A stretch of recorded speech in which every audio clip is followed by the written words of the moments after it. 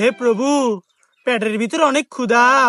বাংলাদেশের সাথে বাণিজ্য না ঠিক করতে পারলে আমরা না খেয়ে মারা যাব। এই বাংলাদেশি দাদা, কোথায় যাচ্ছেন দাদা? এই যাচ্ছিলাম একটু পাকিস্তানের দিকে, ব্যবসা বাণিজ্য একটু বাড়াতে হবে না? দাদা, আমাদের দেশের ব্যবসা এবং বাণিজ্যগুলো বেশি একটা ভালো না। আমাদের সাথে বাণিজ্যগুলো করলে কেমন হয় দাদা? আমরা তো পারাপতি দেশ, আমাদের সাথে বাণিজ্য করলে কেমন হয়? আমাদের তো সবকিছু এখন পানির দামে চলছে। আপনারা চাইলে কিন্তু আমরা সংসারটা আগের মতন করতে পারি। হেই, সংসার মানে? আপাকে তো দিয়ে দিছি, মুদির সাথে সংসার করছে। ওই সংসারের কথা বলছি না, টিপা করে বাণিজ্যগুলো আগের মতন করতেন, ওই সংসারের কথা বলছি। তাই নাকি? ব্যবসা বাণিজ্য গুলো আবার শুরু করতে চাচ্ছেন নাকি? দাদা, আপনারা যদি নতুন করে ব্যবসা বাণিজ্য শুরু করেন, আপনার জন্য 80% ডিসকাউন্ট থাকবে। তা এতগুলো টাকা দিলাম, মালগুলো দিলেন না।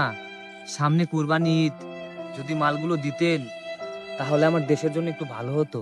ধুরু হারামজাদা, ফকুন্ন বাংলাদেশ সারা জীবন খালি বর্ডারের কাছে আসে, বলে দে দে, যা এখান থেকে, তোদেরকে কিচ্ছু দিব না। দাদা, সামনে তো কুরবানি ঈদ চলে আসছে, দয়া করে মালগুলো দিলে ভালো হয় না?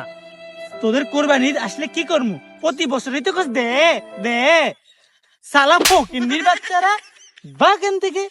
হেই শালা, তোদের সাথে ব্যবসা বাণিজ্য করবো না। তোরা হলো নিমু খারাম, তোরা হলো সেকেন্ডে গিরগির মতো রং বদলাস। সালা, তোরা বাঙালি আর পাকিস্তানরা এক জাতিরই মানুষ। তোরা খালি পুরানো কথা খালি চিন্তা ভাবনা করস, আমরা না খেয়ে মরলে তোরা অনেক খুশি হবি।